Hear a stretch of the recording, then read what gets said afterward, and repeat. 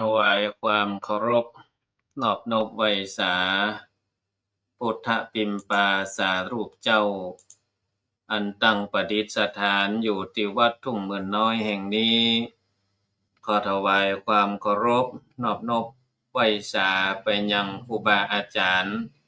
พระเถรานุเถระเจ้าคณะพระสังฆาธิการทุกรูปเจริญปนศรัทธาญาติโยมสาธุชนท่านทั้งหลายที่กำลังติดตามรับชมรับฟังรายการเสียงธรรมจากวัดทุ่งหมื่นน้อยอยู่ในขณะนี้วันนี้เป็นวันเสาร์ที่27ธันวาคม2568ซึ่งเป็นวันพระวันนี้วันพระวันศีลได้มาพบปะกับท่านทั้งหลายในค่ำคืนนี้ญาติโยมที่รับชมรับฟังอยู่ก็สามารถที่จะทักทายกันเข้ามาในกล่องข้อความแสดงความคิดเห็นได้แสดงความคิดเห็นเข้ามาได้ผลการรับชมรับฟังเป็นจะได้ชัดเจนดีบ่หรือว่ามันขาดมันหายสะดุดอย่างใดก็แจ้งเข้ามาได้เนอะทักทายกันเข้ามาจะได้รู้ว่าการถ่ายทอดครั้งนี้ราบรื่นดีก็ว่าเสียงก้อยลำไปภาพบัดชัดภาพมันสะดุดตะกุกตะกักจะได้ก็แจ้งเข้ามาเนอะแจ้งเข้ามาวันนี้พบปะกันในรายการเสียงธรรมจากวัดทุ่งหมื่นน้อยก็ก่อนที่จะเข้าเนื้อหาสาระธรรมก็ประชาสัมพันธ์ให้ญาติโยมได้รับชมรับฟังรับทราบกันว่าการงานของวัดทุ่งหมื่นน้อยในช่วงนี้ก็กำลังเตรียมงานอย่างที่เป็นแบ็คกราวด์ด้านหลังนี่ก็คืองานสวดมนต์ข้ามปีประจำปีของวัดทุ่งหมื่นน้อยเฮาก็จะมีงานอันที่จริงมีงานตั้งแต่เจ้าก็คือช่วง 8 โมงมาเจ้ามาละมีงานตั้งธรรมหลวงโดยตั้งธรรมหลวงฟังเทศน์มหาจารย์สืบชะตาประจำปีเกิดแล้วก็เข้าคืนไปกันสุดท้ายในกันที่13จะแล้วเอา4 ทุ่มก็พัก1 ชั่วโมง4 ทุ่มถึง5 ทุ่มนี่ก็พักผ่อนตามอัธยาศัยมีข้าวปลาอาหารโรงทานให้ญาติโยมได้กินกันแล้วก็เริ่มกิจกรรมแห่งกรรม5 ทุ่มไปจนถึงเที่ยงคืนอันนี้ก็จะเป็นกิจกรรมสวดมนต์ข้ามปีตอนนี้ญาติโยมที่เข้ามารับชมรับฟังกันก็ทักทายกันเข้ามาเนอะบ่ฮู้ว่าผลการรับชมรับฟังเป็นจะใดแจ้งเข้ามาได้วันนี้เอาธรรมะมานำเสนอให้ศรัทธาญาติโยมเพราะว่าช่วงนี้ก็ใกล้จะสิ้นปีละใกล้จะสิ้นปีก็ปีเก่าล่วงพ้นไปปีใหม่จะเข้ามาบางคนบางท่านปีเก่ารู้สึกตัวว่าขาดทุนในการใช้ชีวิต2568ใช้ชีวิตมารู้สึกว่าขาดทุนเฮารู้ได้ว่าขาดทุนหรือว่าได้กำไรถ้าเฮาเกิดพอแล้วมีความสุขใจสบายใจนักกว่าก็แสดงว่าใช้ชีวิตได้กำไรถ้านั่งเกิดไปเกิดมามีแต่เรื่องหนักอกหนักใจเสียอกเสียใจก็แสดงว่าใช้ชีวิตขาดทุนในปี2568เพราะฉะนั้นเฮาจะอย่างใดให้เริ่มใหม่ปีเก่าล่วงพ้นไปจังมันเถอะปีใหม่เข้ามาเฮาจะอย่างใดให้ใช้ชีวิตได้กำไรใช้ชีวิตให้ได้กำไรได้กำไรในการใช้ชีวิตเริ่มต้นดีมีชัยไปกว่าครึ่งเพราะฉะนั้นวันนี้เอาธรรมะ5 ข้อมานำเสนอให้ศรัทธาญาติโยมท่านผู้ฟังทั้งหลายกดไลค์กดแชร์เป็นธรรมทานเนอะเป็นธรรมทานช่วงนี้พระสงฆ์องค์ข้าเจ้าหลายที่หลายต่างเพิ่นก็จะประชาสัมพันธ์งานวัดงานวางานบุญสุนทานศรัทธาญาติโยมใกล้วัดใดก็ไปวัดนั้น เป็นสิ่งที่เป็นมงคลมังกรทั้งนั้นเป็นบุญเป็นกุศลเนาะเอาธรรมะมานำเสนอ5ข้อเอาไปใจถ้าใจได้ตามนี้จะมีความสุขใจชีวิตได้กำไรได้กำไรมีตอนนี้มีศรัทธาญาติโยมเข้ามารับชมรับฟังแต่บ่มีภัยคอมเมนต์เข้ามาบ่ได้ส่งข้อความเข้ามาว่าผลการรับชมรับฟังเป็นอย่างใดมันจะว่านั่งอู้คนเดียวแล้วก็โยมพอบ่พอก็บ่ฮู้เพราะฉะนั้นแจ้งเข้ามาน้อยก็ดีเนาะว่าสัญญาณเป็นจะใดสัญญาณชัดเจนดีก็จะได้ฮู้ว่ามันเฮาบ่ได้อู้ไปเสียเปล่าถ้าอู้ไปแล้วศรัทธาญาติโยมบ่ได้ยินก็เสียเวลาได้ยินปากตวงยุบยุบอู้หยังก็บ่ฮู้อีนะบ่ได้ยินอีนะเพราะฉะนั้นถ้าเสียงมันดังไปก็แจ้งมากับเด้อถ้ามันได้ยินอีนะได้ยินก็แจ้งมาว่าหันกันหน้ากับตาบ่ได้ยินเสียงก็แจ้งเข้ามาได้ไมค์เปิดหรือยังเปิดละเปิดละเรียกว่าไมค์บ่ได้เปิดนี่ยุ่งเด้อเข้าสู่เนื้อหาข้อที่1บ่พูดพร่ำทำเพลงละนำเสนอธรรมะไปเลยข้อที่1มองโลกในแง่ดีศรัทธาญาติโยมมองโลกในแง่ดีก็ถึงวันนี้เขาว่ามองโลกในแง่ร้ายถ้ามองโลกในแง่ดีนี่แสดงว่าเฮามีเพิ่นฮ้องว่าจิตใจที่ดีที่งามจิตใจใสถ้ามองโลกในแง่ร้ายแสดงว่าจิตใจของเฮานั้นขุ่นมัวเพราะฉะนั้นต้องมองโลกในแง่ดีมองโลกในแง่ดีมีคำที่ครูบาอาจารย์เพิ่นบอกไว้ว่า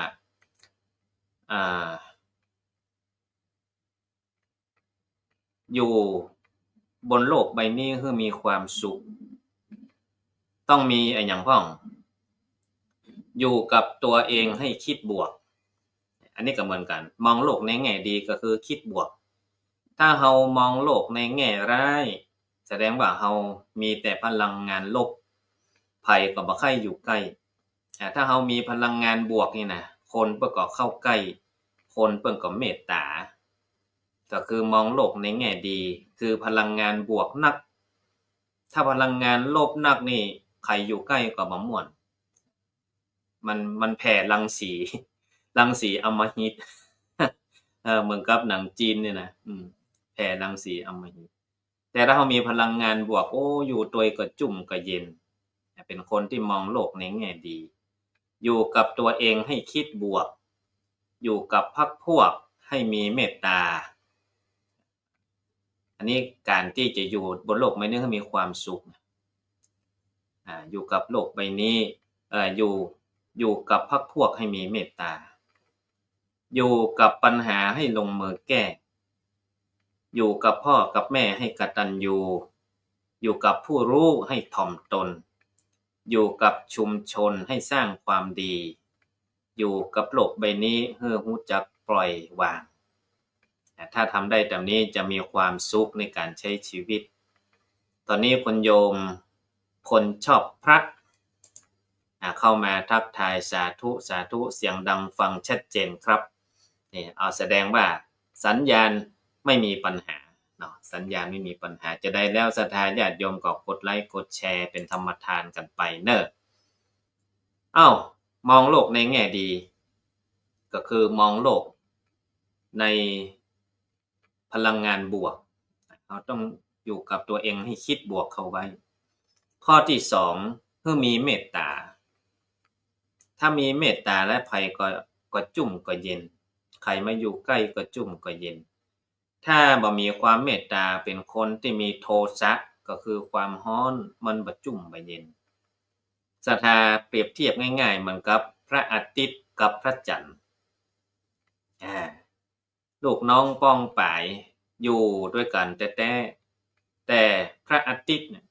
ดวงดาวอยู่บนท้องฟ้าเหมือนกันพระอาทิตย์ก็อยู่บนท้องฟ้าเหมือนกันเฮาอยู่ทั้งหลุมพอเฮาจะบ่หันดาวเพราะว่าหยังเพราะว่าแสงพระอาทิตย์มันจ้ามันแรง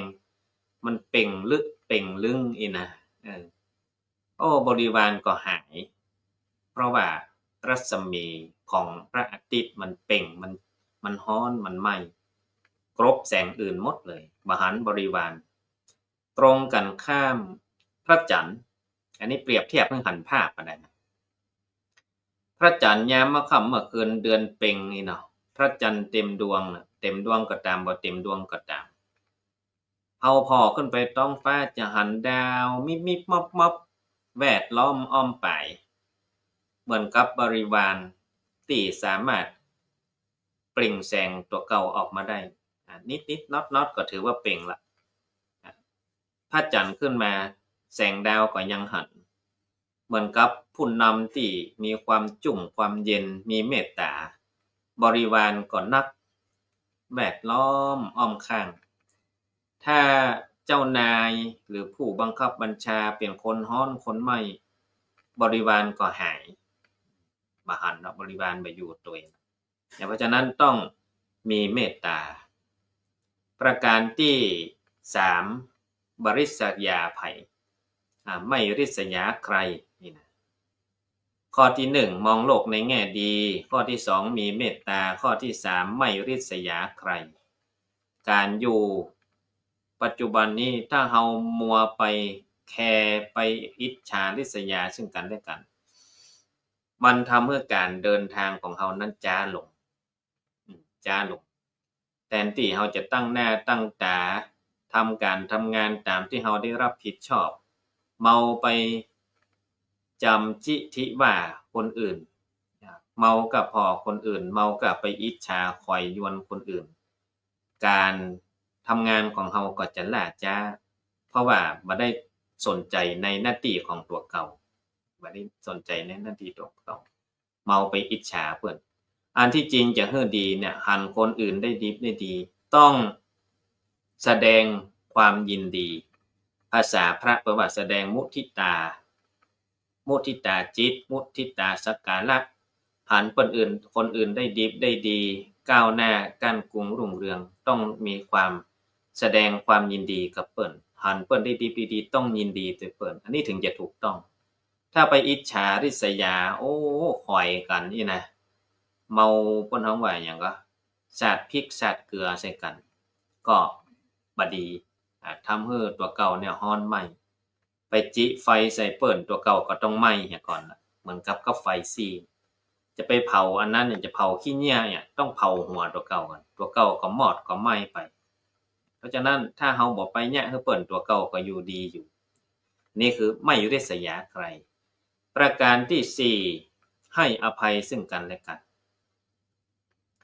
อันนี้อยู่ด้วยกันสำคัญถ้า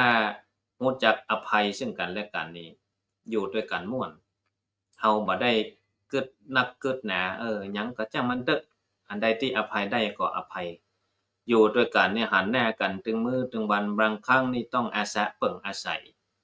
น้ำเปิ่งเหือเสือเปิ่งป่า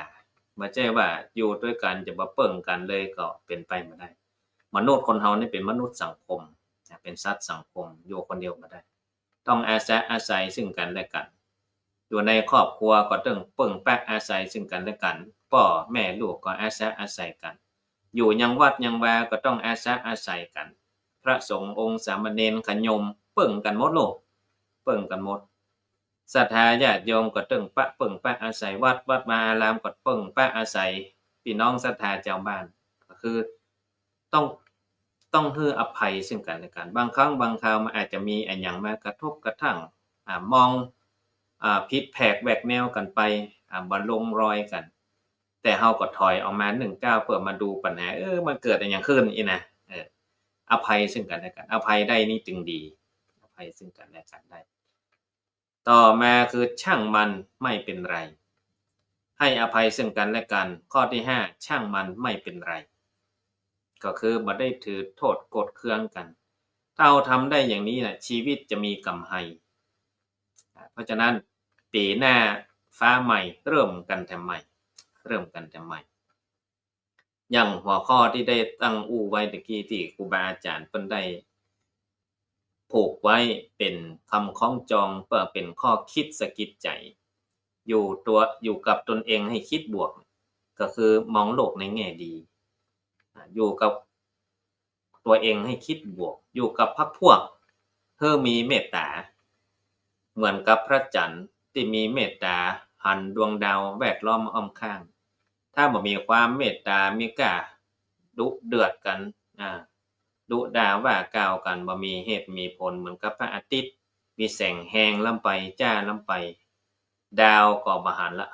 แวดล้อมอ้อมข้างบ่หันละหันกับแสงของตัวเก่าต้องทำตัวเหมือนกับเดือนก็คือมันจุ่มมันเย็นโอ้หันบริวารเปื้อนป้องนักอันนี้คืออยู่กับ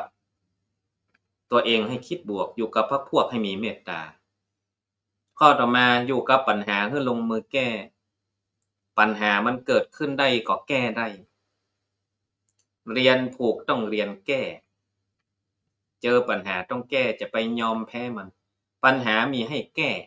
มันจะมีให้หล่นหนีปัญหามีให้แก้มีปัญหาคือลงมือแก้อยู่กับพ่อกับแม่คือกตัญญูนะอยู่กับพ่อกับแม่คือกตัญญูมีความกตัญญูรู้คุณกตัญญูกตเวทีกตัญญูรู้คุณกตเวทีตอบแทนคุณถ้าทำได้เนี่ยเป็นลูกเต้าที่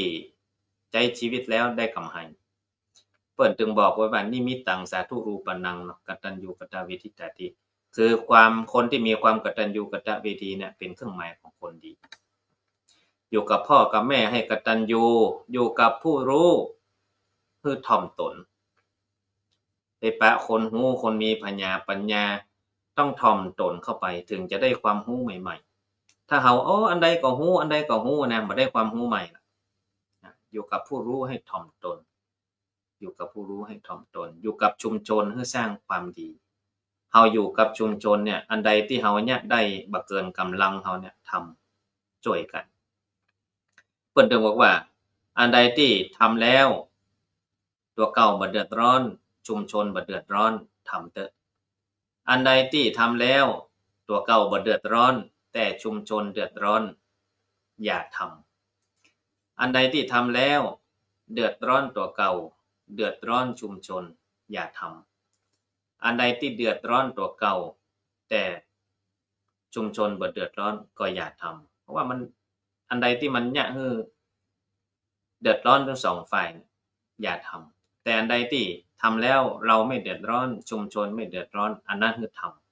ำนี่อยู่กับชุมชนให้สร้างความดี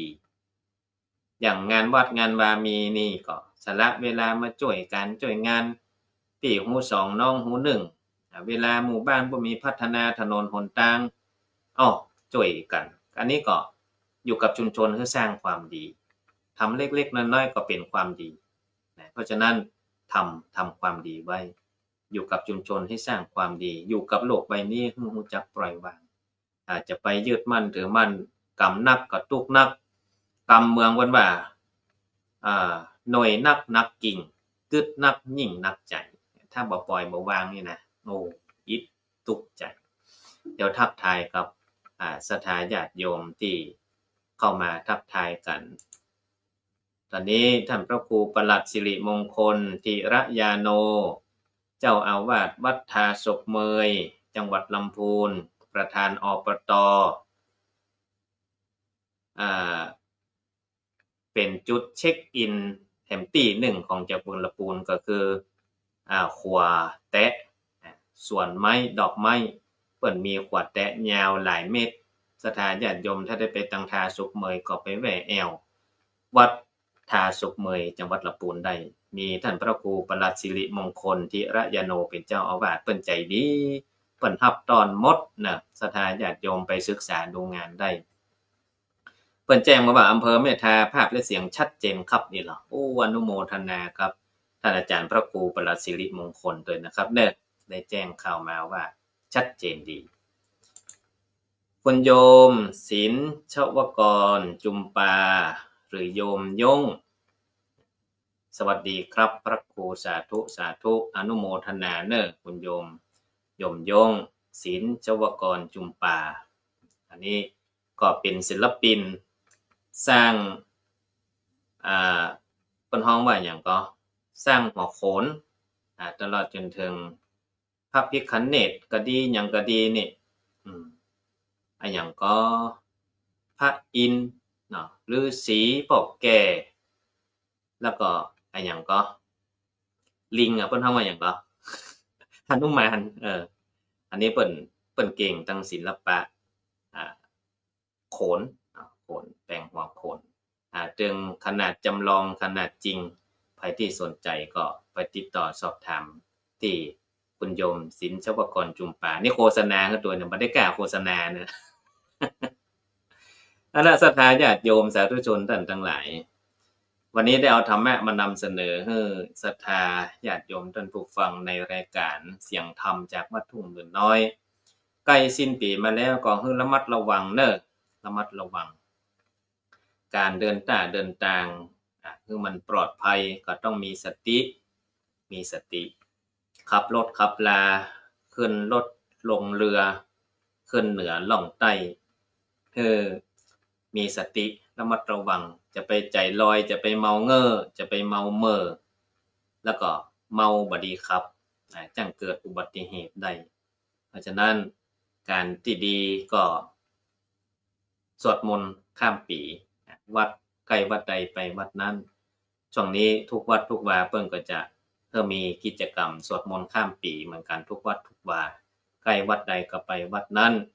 อยู่กับครอบครัวดีกว่าเนาะอยู่กับบ้านกินข้าวน้ำข้าวแรงกับญาติโยมกับญาติพี่น้องที่บ้านอยู่กับครอบครัวเรียบร้อยก็พากันไปวัดไปวาก็สวดมนต์ข้ามปีทำดีร่วมกันทุกบ้านทุกวัดทุกวาทุกชุมชนเพิ่นก็จะจัดกันอันนี้ก็ขอเตือนไว้เพราะว่าช่วงปีใหม่ทุกปีมันจังมีอุบัติเหตุเกิดจากเมาแล้วครับก็นับมีทุกปีเลย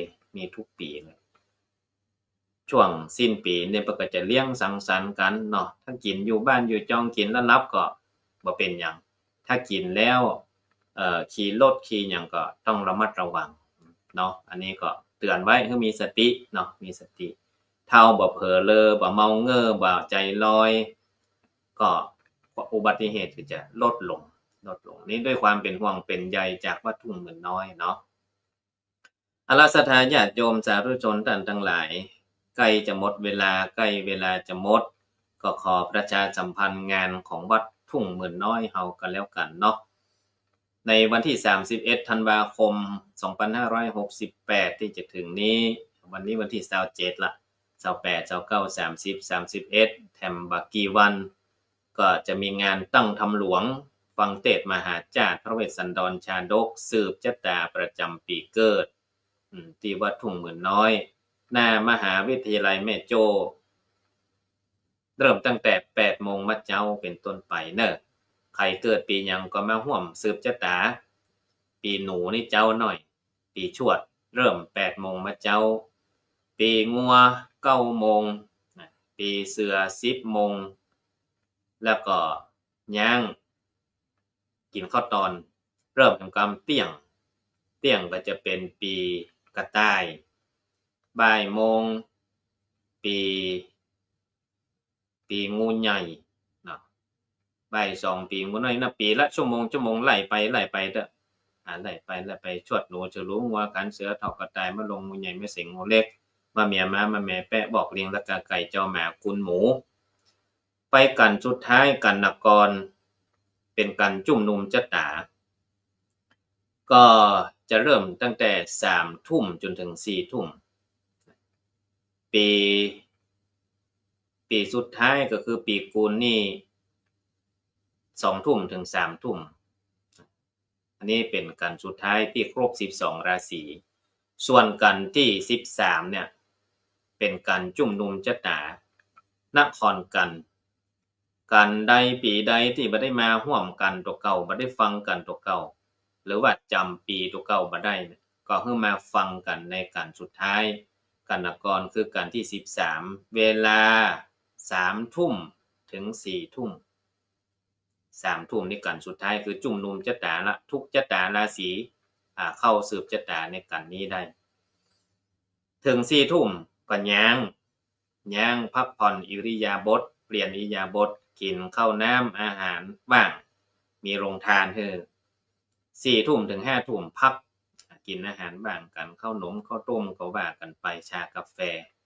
และเริ่มกิจกรรมสวดมนต์ข้ามปีในเวลา 5 ทุ่ม